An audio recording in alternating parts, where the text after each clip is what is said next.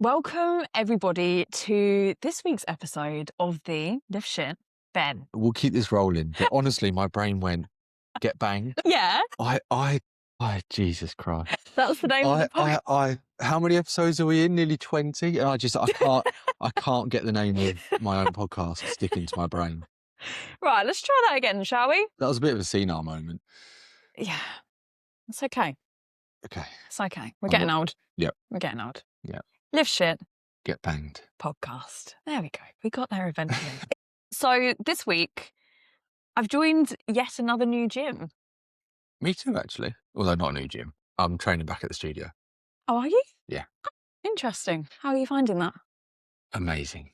I mean, it's a real luxury. The studio is a PT studio that I had the privilege of working out of at the end of my face-to-face career. But you know me, I love a private space. But it is a real luxury, and not everyone is going to have that. So how did you find settling into a busy public gym? Good. I think over the last 6 months, I worked it out, I've changed gyms 5 times in the last 6 months. Wow. Which is quite a lot. It's more than I would normally. And there's definitely been some interesting take-homes, things that I kind of forgot, especially in gyms abroad as well. Yeah. Just different gym etiquette. Yeah. Post about this the other day, actually, from Sid Grows. And she said, I think she's in Japan. And she posted like interesting gym etiquette in Japan in comparison to the UK. And one of them was you can't spend longer than 20 minutes on a machine, which I thought was interesting. That. Yeah, I like that too. Yeah, you don't need to be spending, like, obviously on a resistance training machine. But things that I definitely noticed when I was in France was that they are very strict on having a towel, on wiping down the equipment, especially in the more commercial gyms that I trained at. A lot of them, you can't carry your bag around. You have to have a padlock. I already had one, but like making sure that you've got one with you if you're going to be going to different gyms, I think is important. And also having closed-toe shoes. In the UK, we're quite chill about, like, and we talk about it all the time, like training. Do people wear open-toe shoes in gyms? Yeah, like Crocs. Yeah, I suppose so. I suppose Crocs. Yeah, true, yeah. I was thinking when you're lifting. My brain went to like flip-flops. No, like not flip-flops. That would be weird. You do see that though. You do actually do see that sometimes. Yeah. I've seen actually some wrong-uns training without any socks on, which is gross in my opinion. Yeah, you do get that with people deadlifting and stuff, don't you? Yeah, don't do it, guys. It's weird. It's weird. Interestingly though, everything you just described is what they used to do in Rochester Health Club. Yeah. I don't know if they still do, but during COVID, obviously we bought in a little bottle of sanitizer. I don't think all gyms did this, but the owner of Rochester Health Club, I think, wanted to make people feel safe when we reopened. Yeah, so that makes total sense. We had individual bottles of sanitizer and a cloth, and people really liked it that he kept it after. Yeah, I think it was in COVID that a lot of it came back in. But yeah, definitely like having a towel was something that I actually completely forgot was a thing in a lot of gyms. And if you are somebody that is traveling a lot for work, or you just have a lot of travels coming up in the next few months, if so, lucky you. I think sometimes we can anticipate that it's going to be quite difficult to move from one gym to another. I personally found like getting a membership for just a commercial gym that has different locations really helpful too. So when I was in France, I trained in a gym called Basic Fit, which is basically the equivalent of the UK Pure Gym. And it was so handy to get to different locations, which was really good, as opposed to like signing up and doing another joining fee. I think the programs that we've got on the Bits app are so helpful for that because we've got lots of equipment, which is universal in different gyms. Yeah, and I think in the UK, we have something called... What is Hustle? I don't know what that is.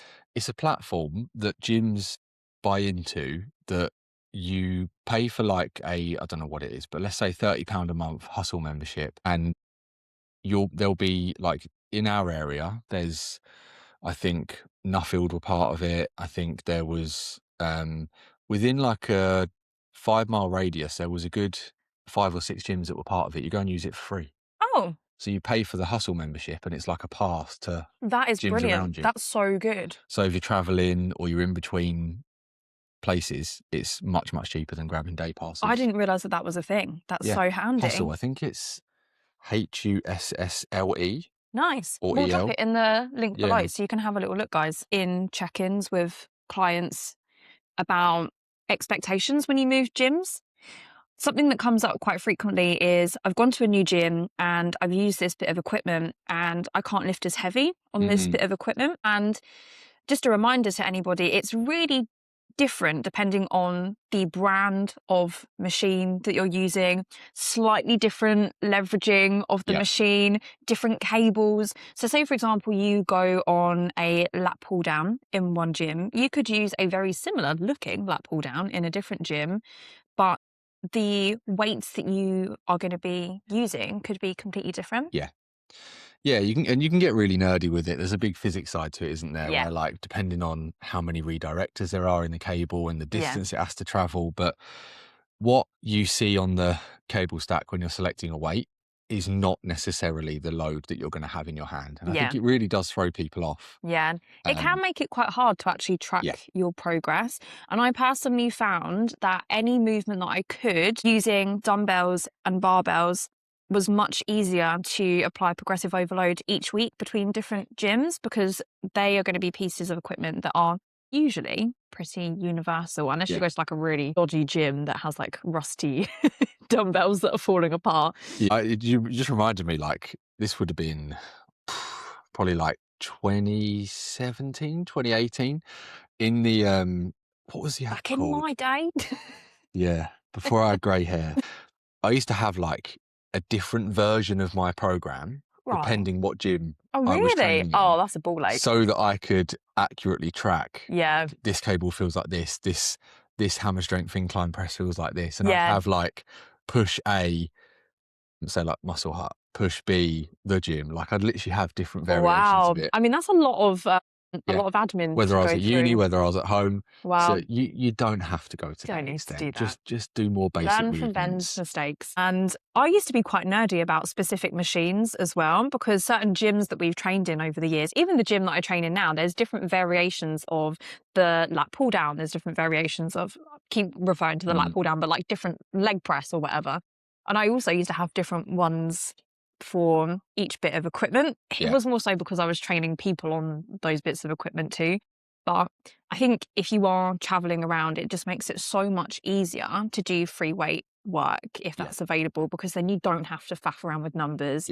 You don't have to guesstimate and spend extra time doing your warm-up sets and working out your RPE. It just made my life personally so much easier. Yeah, and I think if you're traveling, you don't want to have to wait for specific pieces of equipment. You're likely going to be, depending on obviously why you're traveling and how much time you've got available, but commonly you're going to have less time to train. Yeah. So it does make sense to just use equipment that you know you can get on, rather than trying to mimic your favourite piece of kit. And if you need a program to follow in order to achieve this, we've got plenty of them in the Bits app. The Need a Quickie, there we go. Of course it is.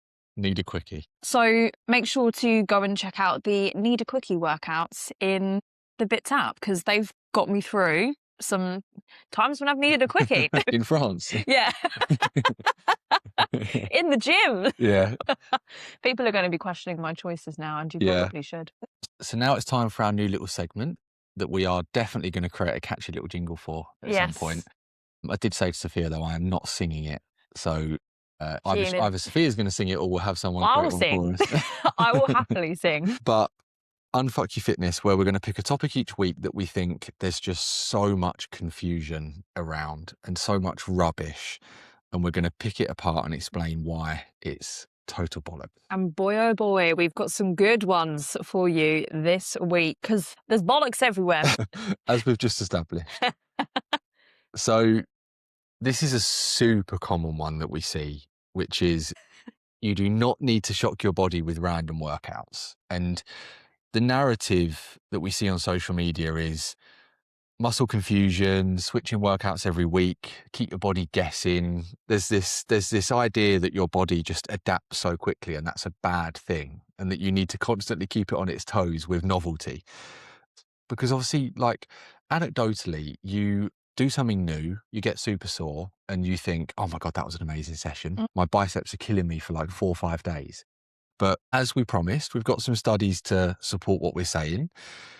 But soreness doesn't necessarily mean growth. It doesn't necessarily mean muscle growth. It doesn't necessarily mean that we're progressing. I think something as well is once you learn an exercise and you feel more confident on, the technique or whatever you've been doing as a movement for, let's say, 4 weeks, I think the expectation can sometimes be, oh, well, I've learned how to do that. Let's now move on to the progression.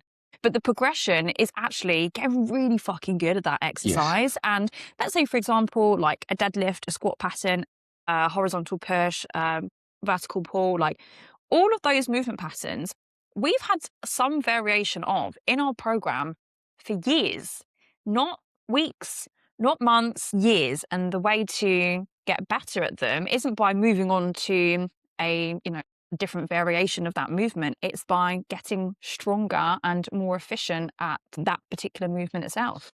Yeah, and we did a live call with our group coaching clients on Monday all about dopamine. And we spoke in length about how our brain just loves the idea of something new. Yeah. We get such a dopamine rush from starting a new program, seeing an exercise on Instagram that looks amazing and trying it in the gym. And it's not that we can't try new things, but constantly doing new workouts and random workouts in the absence of no progressive overload, never sticking at anything long enough to get stronger at it, to add more reps, to add more weight, to get better at it, is going to rob us of our gains. And I think, we're not necessarily coming for like people enjoying a random HIIT workout, because if like a 20-minute random HIIT workout on YouTube gets someone moving in their living room, amazing. But if we're trying to grow some muscle and get stronger, it has to be in addition to some element of progressive overload in the training. Yeah. Just doing a bit more each week with the 100%. Same movements. And the studies that we've got that support what we're saying, there was a really good one on how changing exercises constantly does not improve muscle growth. Maintaining the same exercises produce similar or sometimes better strength outcomes compared with random variation. And there's loads of studies that conclude that variation is a tool that can be used at the right times, but it's not a driver of progress. Progress being muscle growth. And randomness removes measurable progression. And again, it can feel like it's being very effective if we're getting very sore, but if it's in place of any kind of progressive overload, we're going to find that we make an initial amount of progress just from moving our body and lifting weights and getting in the gym, but it's going to stall very quickly. I think as well, the argument can sometimes be, well, I'm bored with my training. Yeah. And I know a lot of you neurospicy humans, that can affect some people more than others. And I have a few clients actually that have ADHD. They really struggle with this, with having the same movement consistently over, weeks and months in the program. And there are ways that we can switch things up. Yeah. And we argue that if you are getting bored in your sessions, are you pushing yourself hard enough? And, that kind of hit of dopamine and that excitement comes from pushing out of your comfort zone each week and thinking, oh my God, like I've been able to hit that number and I've got much stronger. And the more that we can reframe that instead of, oh, well, I've done that now, so let's move on to the next thing, the better. Yeah, and based off the client, we'll program different levels of variation. Yeah. I have some clients, like my client Luke, who I can give him the same like 12, 16, 20 week block where I'll vary a couple of things and he's just like, yeah, mate, all good. Some people enjoy that more. I'm actually one of those people. I love having a long program because I can show up. I know what I'm doing. I'm not like constantly like I like the routine of that personally. But I also have other clients that don't. I'm probably on the other end.